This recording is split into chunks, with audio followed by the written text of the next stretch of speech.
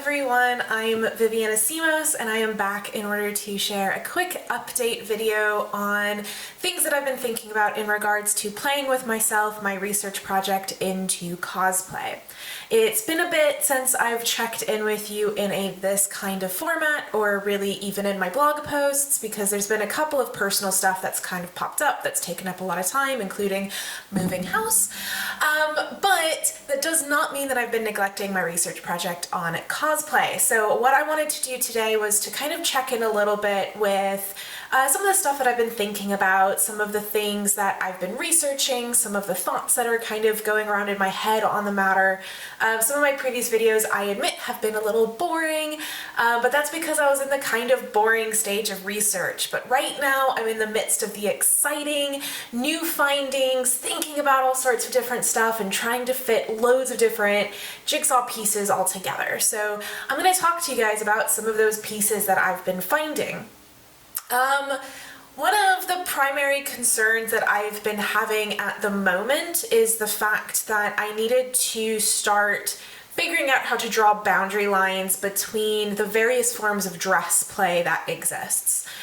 So while I am studying cosplay and I went out to study cosplay, a lot of the participants that I've been talking to do other forms of dress play as well. I had one person who did Nerdlesque, I've had another one who does drag, and so there's all sorts of different other things that are going on here. And then as soon as you dig into Nerdlesque, then you've got people who do all sorts of other things, and same thing with drag. So what I wanted to talk about today was these two other elements, focusing on drag and Nerdlesque, explaining a little bit about them, but also explaining a little bit about my thoughts in regards to their connection to cosplay and what we can learn about cosplay from them.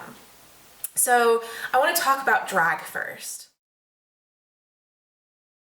So for people who don't know much about drag, drag is considered a performance of gender identities. So most commonly you'll see drag queens, which are people who identify as male or who have masculine identities, who are dressed as feminine identities or female identifying characters. So you see this a lot on RuPaul's Drag Race, which is what really brought a lot of drag to popular discourse, but there's not just limited to Drag Race. There's drag all over the place, doing all sorts of different kinds, and there's also drag kings, which is feminine or female facing or female identities that are embodying male or masculine identities. So it's always a flipped nature of the gender identities.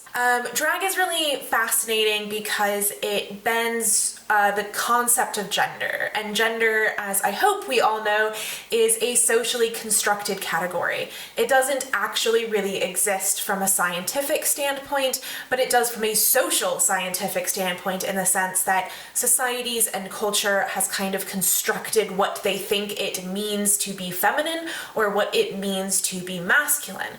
And what drag does, in either way that it goes, whether you're a drag queen or a drag king, is that it's typically bending these conceptions. So it's taking what you think of as something being very masculine and it's flipping it and making it become very feminine, and that's supposed to kind of mess with you. It's a form of subversion in that sense. It's both accepting and subverting our social constructions of gender. And this is a really interesting experience. It's a very interesting and fascinating thing. There's several people who have been doing research into drag, so I'm not kind of newly embarking on this scene.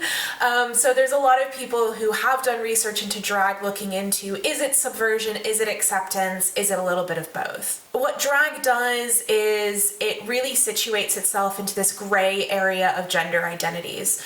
So not only is it taking on board the socially constructed ideas of gender from the masculine perspective and the feminine perspective, and it's also subverting them, but by doing both, it's kind of landing somewhere in between everything. On the surface, drag seems to be incredibly different than cosplay. It's really difficult to conflate the two from the kind of surface level. Obviously, drag is this kind of performance of identities when regards to gender, and cosplay is a play of identities in regards to fictional characters. But it's not really all that simple, especially when you get really into the nitty-gritty of things. But cosplay and drag actually have a lot in common, and not just because they both involve putting clothes on in a particular way or in a particular fashion. Both drag and cosplay are hyper-performative. Cosplay isn't just putting on a costume, but there's a performative aspect to cosplay. This performative aspect is something that has been stressed in a lot of the interviews that I've been having. It's more than just dressing up. It's an embodiment of a character, and in many ways drag is the same. They both rely on contextual understandings. So drag relies on a contextual understanding of gender, and cosplay relies on the contextual understanding of character. And tied to that character are all sorts of other contextual understandings, including things like gender. There's also some different types of cosplay that really end up playing with this same idea as well. So for example, you have cosplays that are the kind of sexy cosplays where you see people like Jessica Negri or Meg Turney doing. These are cosplays where you are not only embodying a character, but you're embodying a character in a sexy way.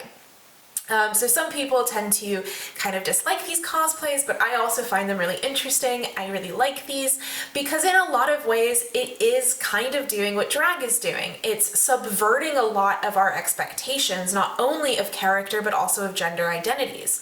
Similarly, you have cosplays that gender bend. So if I wanted to cosplay a typically considered male character, but I wanted to play them as female, I can do that. There's a lot of cosplays that do that. But it would be considered a gender bend. And so in a sense, this kind of gender bending cosplay is almost like a form of drag. You're subverting the character into a feminine form, but it's based on our particular understandings of what it means to be feminine or what it means to be masculine. The sexy cosplays rely on this in kind of a hyper sense. So it's not just that we're taking the form and making it sexy, but it's relying on a sense of what makes something feminine and making it a hyper feminine form, which is in a way shifting the character while not ever losing what it means to quintessentially be that character. And talking about sexy cosplays kind of bring us really interestingly into the world of Nerdlesque.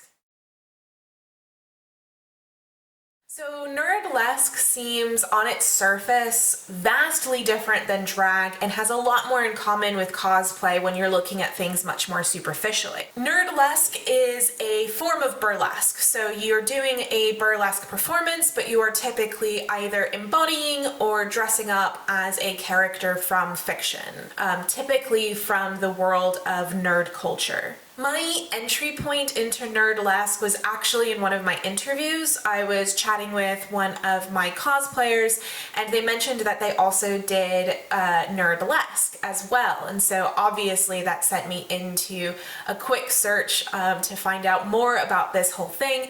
And I actually came across this video who is belly dancing in a Wookiee suit.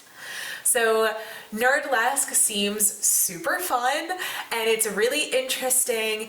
Nerdlesque actually has quite a lot of similarities with drag in the sense that performers take the expectations of the audience and they flip it. Some Nerdlesque performers who don't fit the typically socially considered form of a perfect idealized female body finds themselves being very empowered and feel very sexy when they are doing performances, despite the fact that audiences may not have typically considered them sexy. So in a way, like how drag subverts the understanding of gender, Nerdlesque can actually subvert and alter our understanding of what makes something sexy. Nerdlesque is also an act of subversion in the sense of the fictional character. So a lot of the performances will take our basic understanding of whatever character we're embodying or playing as, and we're going to completely alter it. Maybe we want to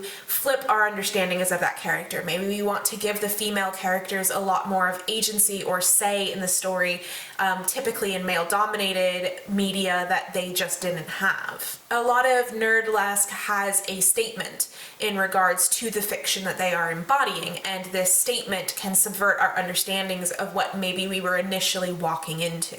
So that's a lot of what I'm thinking about. I think drag and Nerdlesque are both really fascinating forms of dress play, and research into those forms are very few, but also very fascinating when you do dig into them, and they're worthy of study in and of themselves. My concern was always on how much this relies on cosplay. How much can I connect this to cosplay?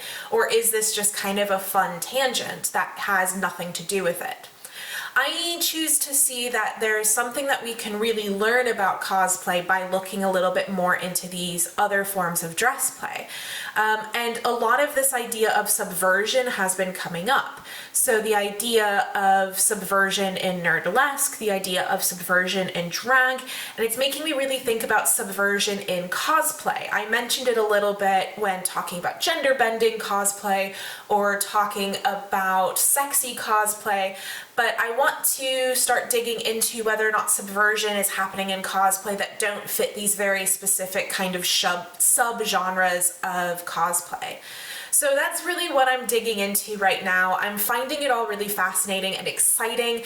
I've got a lot of thoughts bounding around in my head. I honestly don't know how much of this is going to end up in the final product, but it's what I'm thinking about right now, and I would honestly really love to hear what you all have to say about it.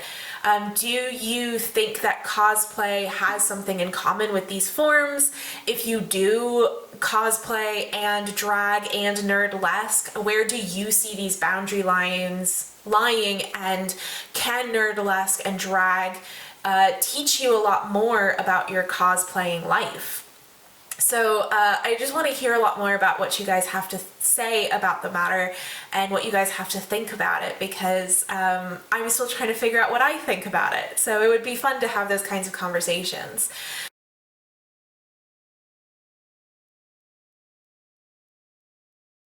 So comment on this video if you have something and some thoughts on the matter. You can always contact me on social media, and you can also find me on my website, incidentalmythology.com, if you want to check up on more of the updates of this project as they come along. And hopefully I will be updating you again pretty soon. So I'll see you then.